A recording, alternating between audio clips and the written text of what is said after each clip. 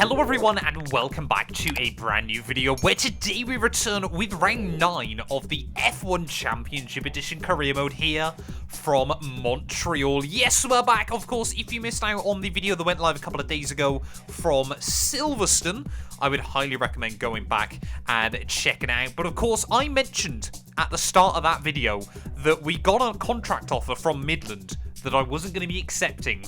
Well, coming to Canada this weekend, we've got a contract offer that we will be accepting. If we head over to recruitment, Red Bull have sent us an offer to become their first driver, of course. This really should mean that we are scoring points quite regularly in the second half of the season and will hopefully allow us to move into a big team further on down the line. So Canada this weekend, it is going to be my last ever race, hopefully, as a Super AGURI driver inside F1 Championship Edition. Of course, this Red Bull team, nothing like the Red Bull team that we're used to nowadays in Formula 1. But yeah, just confirming that obviously we will be leaving then. David Coulthard clearly has decided he's going to hang up the gloves this weekend as well. But we've still got one more race then with Super AGURI. Fingers crossed, maybe I can score some points and leave the team on a high. But we have had a lot of highs and a lot of lows with Super AGURI in just this very short spell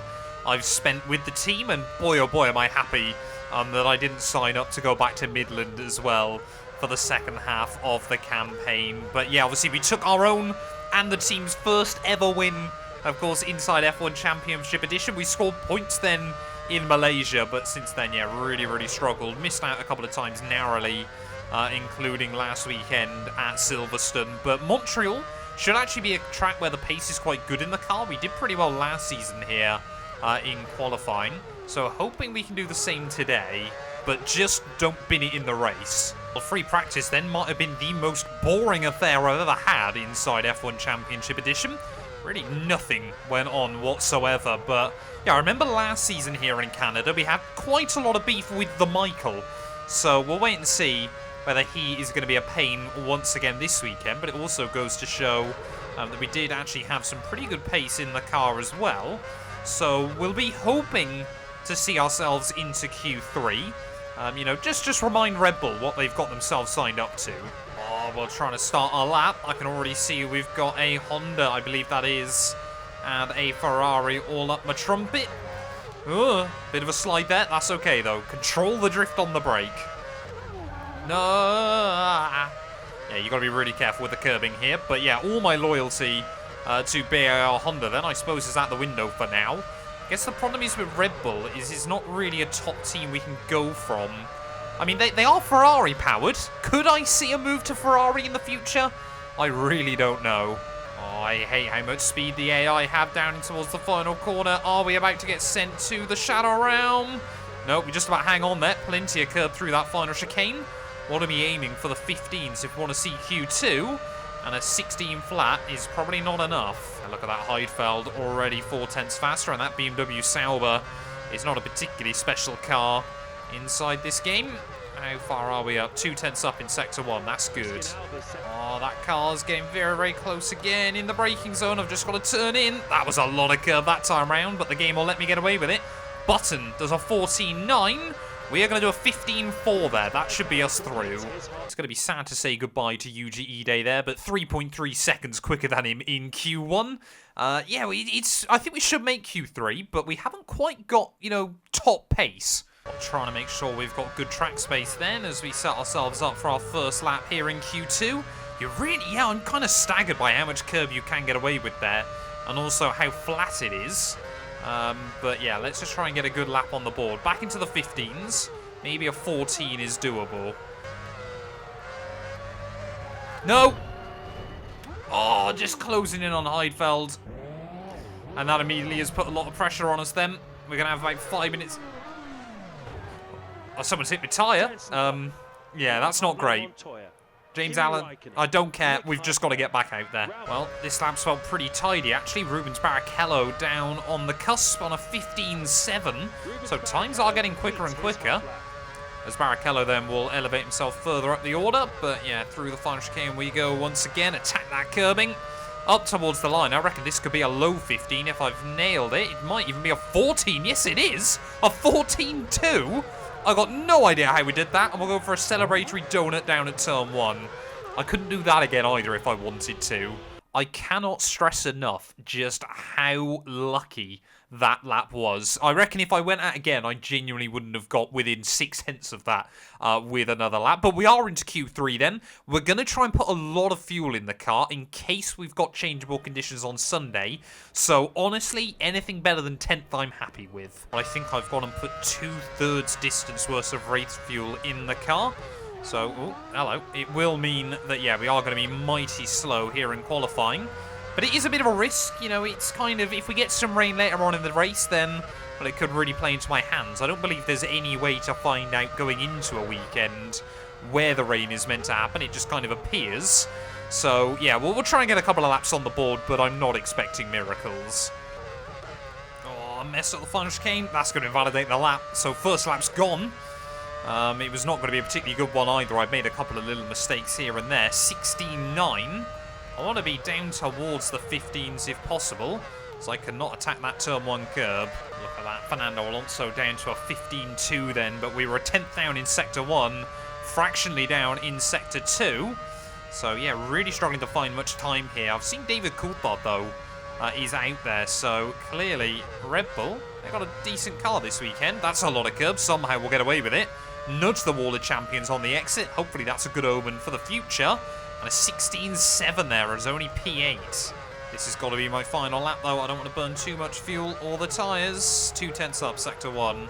2/10 up in Sector 1. 3/10 up at the end of Sector 2. There could be a high 1 minute 15 in this if I nail the final chicane. Got to just brake a little bit early and attack that curbing once more.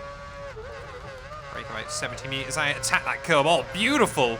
Beautiful. It's disgusting, but the game lets me have it, therefore I'm taking it. And it's going to be a 1:15.8 there to put us P4 provisionally on the grid. I don't think we'll get anything more out of it than that. So there we have it. From 10th to pole, the grid order looks like this. Thoroughly enjoyable qualifying session today. All that remains for me to say is see you tomorrow for another scintillating, action-packed Grand Prix. Well, there we go. Fernando Alonso pole position by 0.4 of a second there, but we tied with Rubens Barrichello. Renault front row lockout. We are on row 2 there, ahead of the Michaels. So, come on. Points once again for Super Aguri. Let's do this for the team. This is the beautiful city of Montreal and the location of the Canadian Grand Prix. Yes, indeed. It's race day in Montreal and we have a 112,000 sellout here at the Gilles Villeneuve circuit. The track itself is a series of very similar sections with long straights, slow corners and heavy braking zones. It's a circuit that requires stability under braking, low drag down the straight and good traction on the exit of the corners. And as always, grid position is critical. It's a clear day here at the moment, good visibility for the drivers. Lining up on pole is Fernando Alonso. Next on the front row is Giancarlo Fisichella. Rubens Barrichello is just behind them in third, with you completing row 2. Fifth is Michael Schumacher. Jenson Button completes the third row. Felipe Massa lines up 7th. Juan Pablo Montoya starts from 8th. Well, the team are hoping for a win or a podium today, but honestly, I just want to get some points. I guess the worst thing that could happen is I take out Rubens Barrichello and Button down at T1. Well, I just want to say thank you to everyone at Super Aguri for all the hard work over the first half of this season. I really do wish them luck, and I hope they can hang on to as many places in the Constructors as possible, because this might be the last time they score points this year. But lining up on the grid then, here for the Canadian Grand Prix, make sure my traction and my ABS is set up properly. We got a Renault front row lockout, but what can we do from P4 with a lot of fuel on board? Only seconds to go before we're racing. You can really feel the tension. The race is go, go, go! Pretty good start. We'll try and get to the inside for T1. Alonso gets off to a great start, as does Fisichella. And as the drivers hurtle into the second corner, Alonso still leads. And behind him is Fisichella. You're following him. we go. Yeah, pretty happy with that. A rather undramatic start here, but remember, the last 2 Grand Prix, I have overtaken Giancarlo Fisichella on lap 1, so of course always hoping that I can try and keep up that tally, especially when he's running up in P2 there. But yeah, we'll try and leave Barrichello to fight the Michael a little bit further back. I think Juan Pablo Montoya has moved up as well to pass Jenson Button. But yeah, really early on, it is about settling into a rhythm here, avoiding trouble, avoiding curbs, and avoiding grass. The car condition indicator is showing green tyres. They've heated up nicely now. Grip should be good. I'm already trying to think. Remember back to Germany, back at the Nürburgring, both Ferraris led the way at the front of the field at the start of that one, as here comes Barrichello, potentially looking to the inside. Oh, I broke myself there. Come on, just get back on the road. That might be a penalty. Yep, it is. All right, come on, try and hold him. Try and hold him off. Weave around. Barrichello will make it through. That's okay. Will anyone else? Doesn't look like it. By the time we get back down into turn 1. Oh, we got Button looking for it. The field looks like this. Alonso leads. Fisichella is second. Third is Barrichello. He's up from 4th. You're in 4th. Button is 5th. Michael Schumacher 6th. 1 place down from his grid position. Montoya is 7th. And Massa is 8th. He's down from 7th.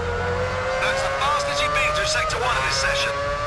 After Jenson Button's pretty poor start then to the Grand Prix, that little mistake by me actually really helped him out there. And he's now gained a place. So we are in a Honda sandwich. Oh, come on. Stop hitting walls. I was going to say, remember back at the Nürburgring where we binned it trying to keep up with the Ferraris? That is not the goal today. We've just got to stay clean. I'm not looking for a win. I'm just looking for points. Those Renaults have basically locked down a 1-2 unless they blow up. Here comes Button, though. Are we going to see another move down into that final chicane? Just can't really do anything because I'm so worried if I get turned in on by the AI. Schumacher wants to almost, yeah, make it 3 wide, and Button's collected me. Great. Great. My final race for Super Aguri, and we get taken out by Jenson Button of all people. I cannot believe that. The AI just into that chicane dive bomb you beyond belief. And it's not the send-off I wanted to give the team. It's not the send-off I wanted to give anyone.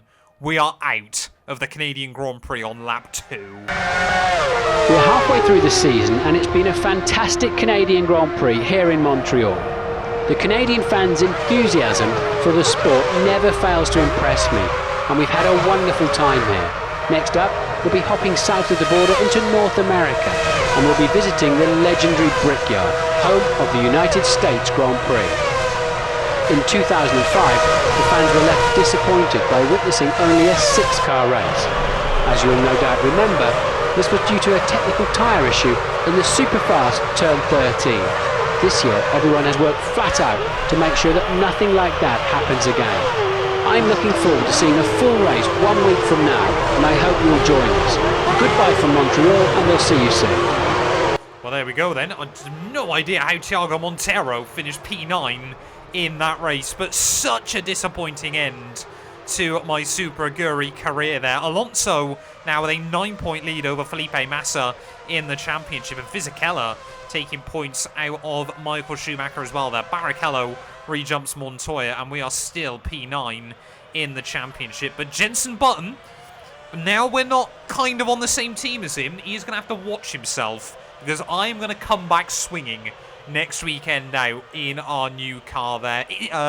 Indianapolis as well should on paper theoretically be quite a good track for us, as Ferrari jump Renault in the Constructors' Championship. Super Aguri still in P5, but we could be back ahead of them when we race with Red Bull next weekend.